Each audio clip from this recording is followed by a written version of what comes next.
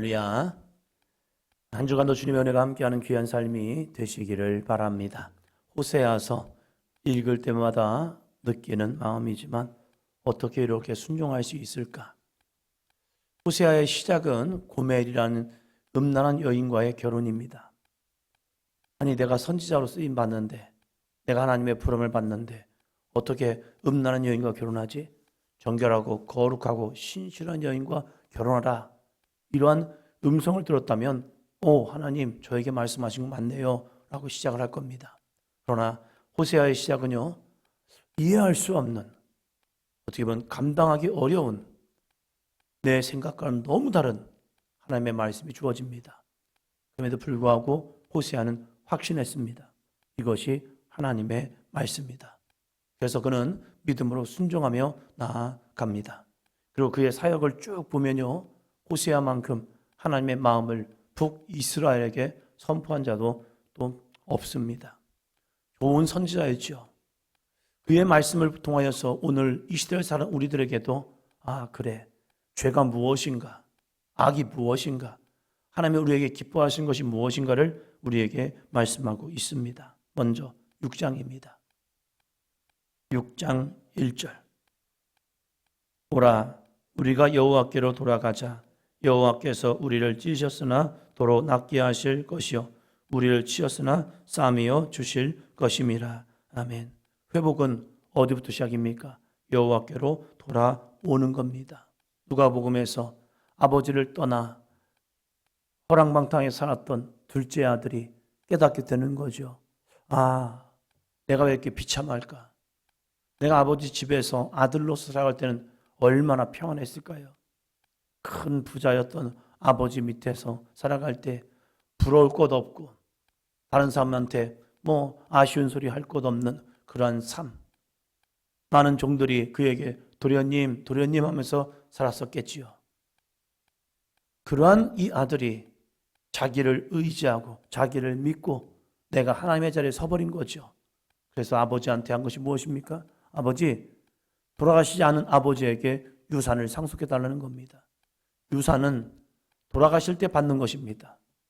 그런데 돌아가시지도 않은 자기 아버지에게 유산 상속을 떼쓰는 겁니다. 얼마나 떼를 썼기에 그 아버지가 그 아들을 알매도 불구하고 그냥 줍니다. 그랬더니 그가 타국에 가서 허랑방탕에 살잖아요.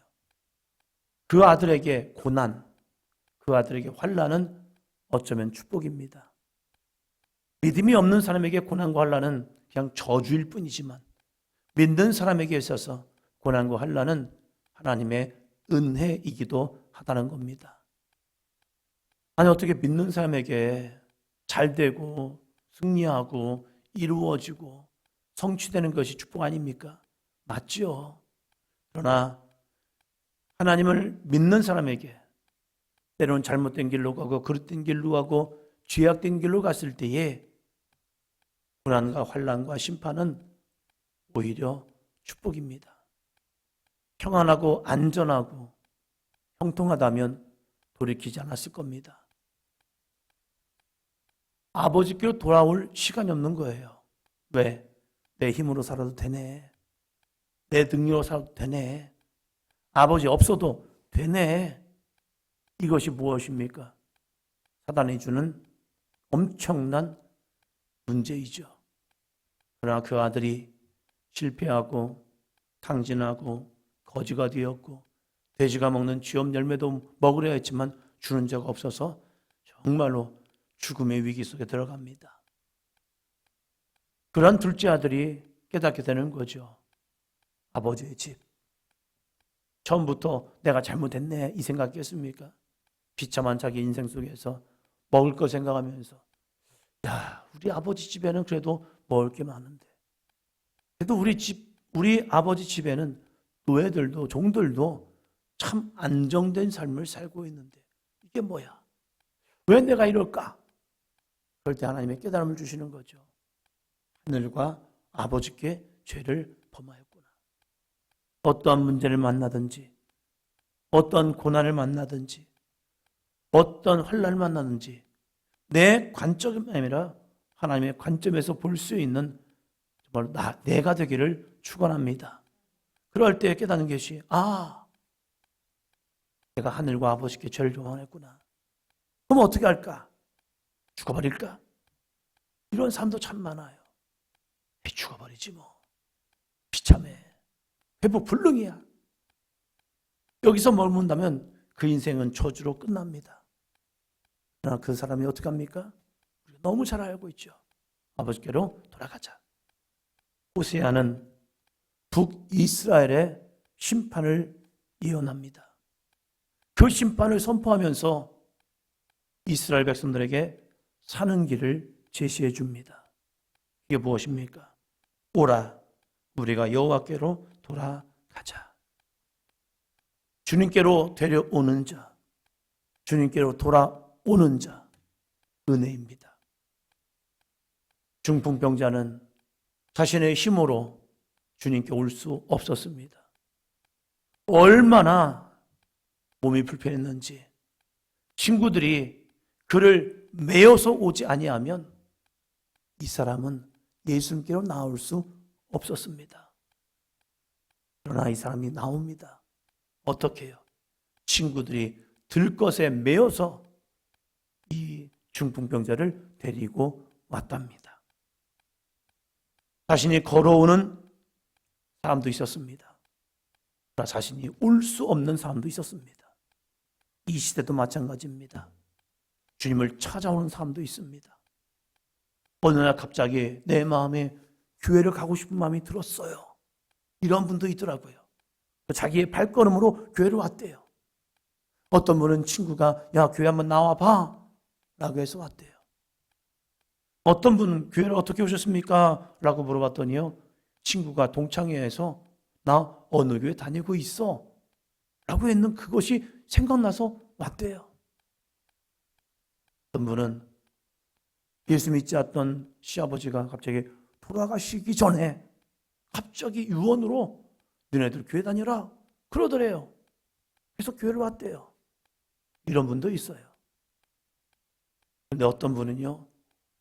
교회를 오고 싶지만 발걸음이 떨어지지 않는 분도 있더라고요. 그런 분들에게 누군가 복음을 전하고 가고는 싶은데 바빠서 가고는 싶은데 이런 일이 있어서 가고는 싶은데 저런 일이 있어서 그 마음 정말로 오고 싶은 마음이 있을 거예요. 그러나 이 발걸음이 안 떨어지는 거예요. 어떤 분은 교회 문턱까지 왔다가 친구랑 같이 왔다가 들어와야 하는데 이 어둠의 권세가 그를 붙잡으니까 왔대. 근데 거기를 들어오지 못한대요. 그만큼 어둠의 권세가 그를 붙들고 있는 거예요. 그런 영혼들은 들것에 매어 왔던 중풍병자처럼 끌고 오는 수고도 필요하죠. 호세아는 이야기합니다. 오라, 우리가 여호와께로 돌아가자. 돌아오면 어떻게 되는데? 여호와께서 우리를 찢으셨으나 도로 낫게 하실 것이요 우리를 치셨으나 싸매어 주실 것이라. 이 은혜가 있기에 우리는 여호와께로 돌아와야 합니다. 때로는 주님 앞에 나와서 찢겨집니다. 그러나 주님은 우리를 낫게 하십니다. 주님은 때로 우리를 말씀으로 치십니다. 그것은 우리를 싸매어 주시기 위한 것입니다. 그래서 우리는 주님 앞에 돌아와야 합니다. 와서 뭐 해야 합니까? 살기 위해서 해야 할 것. 3절입니다. 그러므로 우리가 여호와를 알자. 힘써 여호와를 알자. 그의 나타나심은 새벽빛같이 어김없나니 비와 같이 땅을 적시는 늦은 비와 같이 우리에게 임하시리라 하니라. 아멘. 우리가 여호와를 알자. 힘써 여호와를 알자. 이것이 호세아의 가장 중심적인 메시지입니다. 알아야 합니다. 힘써 알아야 합니다. 대충 알면요 어떻게 됩니까? 하와가 됩니다. 아는 듯 하는데 유혹에 넘어집니다. 쓰러집니다. 여기서 이 말하면 여기에 휙, 저기서 저 말하면 저기로 휙, 이쪽 넘어졌다 저쪽 넘어졌다. 왜요? 대충은 아는 것 같은데 정확하게 알지 못하는 거예요. 신천지를 보면서 거기에 빠진 사람 보면서 14만 4천 가운데 들어가야 한대요. 그래서 14만 4천에 들어가지 않냐면 구원이 영생이 없대요. 왜 거기만 있냐고. 조금만 더 읽으면 구름같이 둘러싼 허다한 무리들이 어린 양의 피로 인하여 거룩한 세마포 옷을 입고 천군 천사가 함께 찬양하고 영광 돌리는 그 허다한 무리가 있는데 왜 그 14만 4천 굳이 못 들어가서 안달이야.